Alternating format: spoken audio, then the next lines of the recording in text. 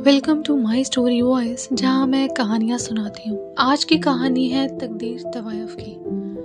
कोई कहता है तवायफ की तकदीर में सुख नहीं होता, तो कोई कहता है तवायफों की तो तकदीर ही नहीं होती। यह कहानी एक ऐसी लड़की की जो कोठे पर से अपने सपने को पूरा करना चाहती थी, पर एक दिन चारों तरफ अफरा तफरी मची हुई थी।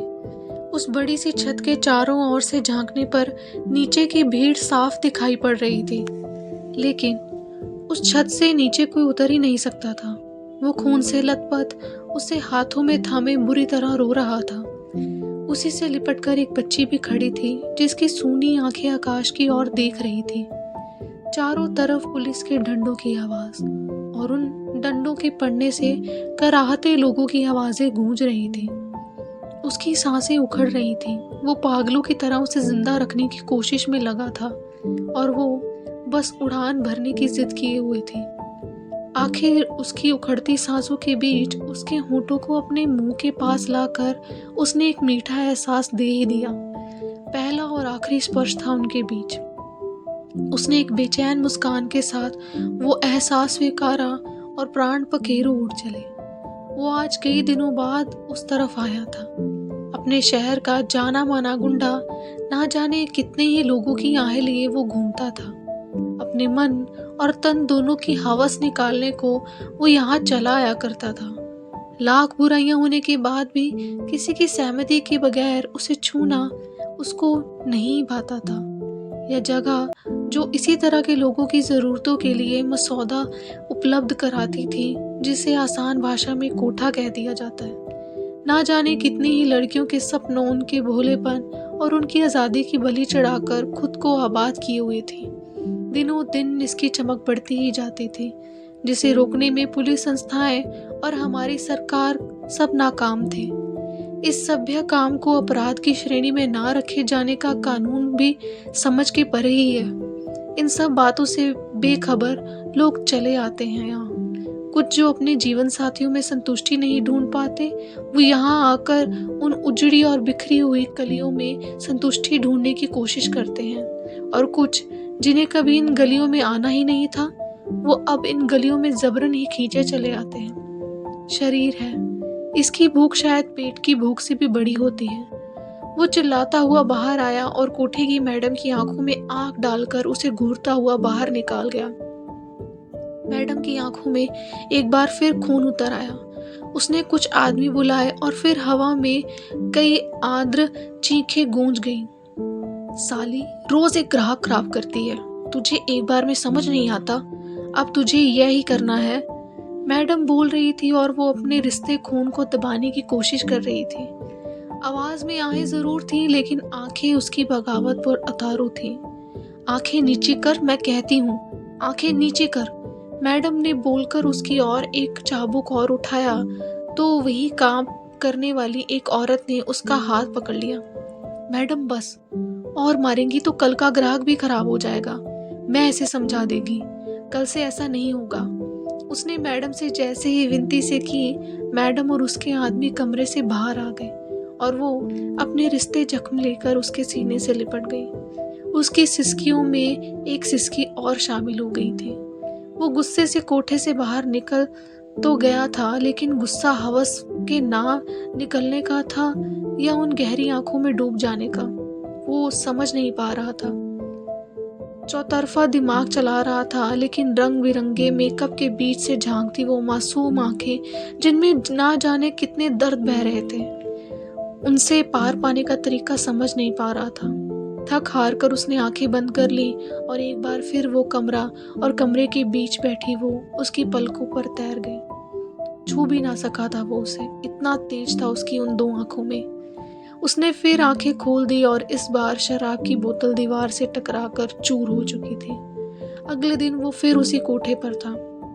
मैडम ने जब उसे कोई दूसरी लड़की सौंपी, तो उसने कल वाली लड़की की मांग उठा दी। मैडम उसे घूर कर देख रही थी, लेकिन वो दृढ़ था। पैसा देना पड़ेगा, चाहे कुछ मिले या ना मिले। उसने एक चमकता नोट उसकी काउंटर पर चिपका दिया और कुछ देर बाद वो उसी कमरे में था। अब यह रोज का नियम हो चला था। उसके रिश्ते घाव अब सूखने लगे थे और इसके मन के घाव उसकी गीली हंसी के तले अब भरने लगे थे। वो जब भी हंसती तो इसे अपने अंदर से एक बुरा साया हटता नजर आता। हर रात का वो 1 घंटा अब इसके जीवन का सबसे खुशनुमा वक्त बन चुका था, जिसे बेनागा ये हासिल कर लेता था। कोठे में अब वो इसके नाम की ही हो चुकी थी।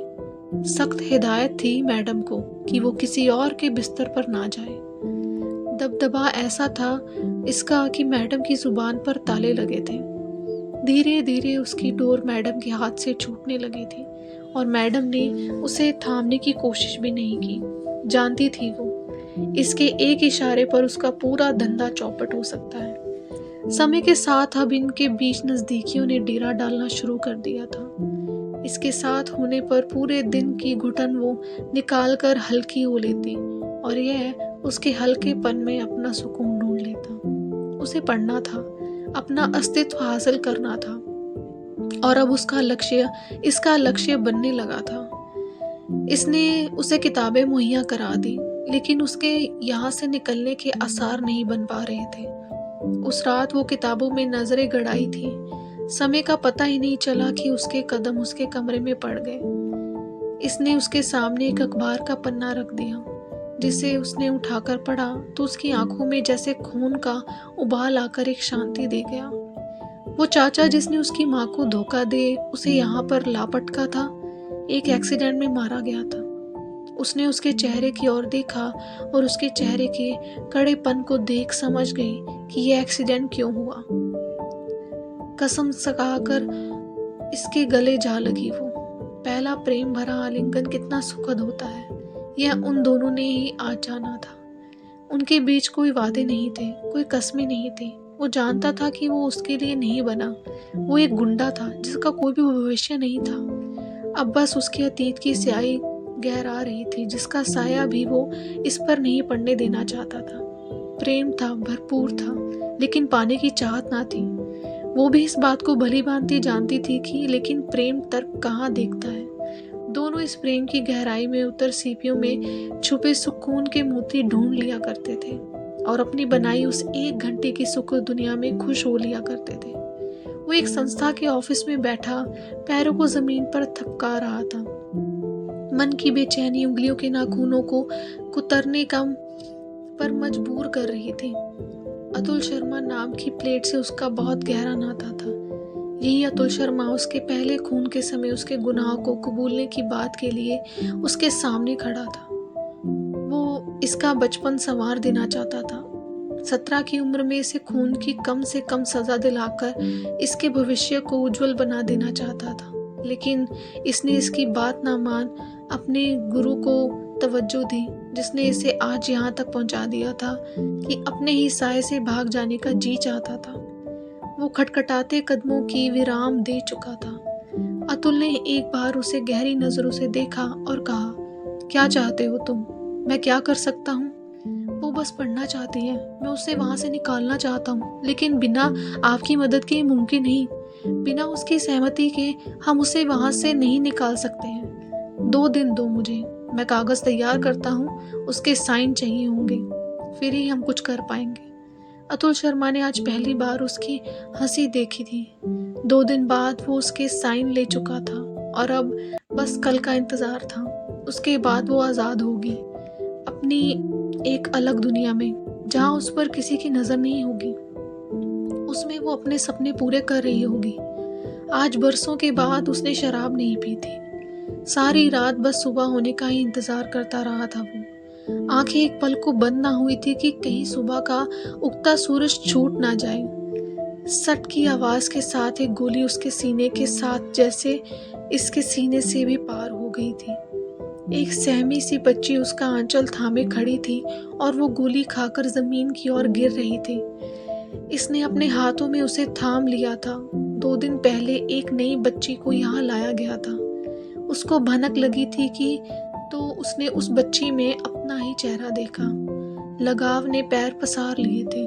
आज जब उस बच्ची को उसके पहले ग्राहक के लिए मैडम ने उसी तरह तैयार किया जिस तरह उसे किया गया था, तो उसका खून खौल गया और उसने मैडम को रोकना चाहा, जो वो खुद के लिए ना कर सकी। वो इस बच्ची के लिए करना चाहती थी। मैडम और उसके आदमी उसे पकड़कर खींच रहे थे, लेकिन यह बच्ची को छोड़ने के लिए तैयार ही नहीं थी। हाथापाई में गोली चल गई और निशाना सीधा उसके दिल पर जा लगा।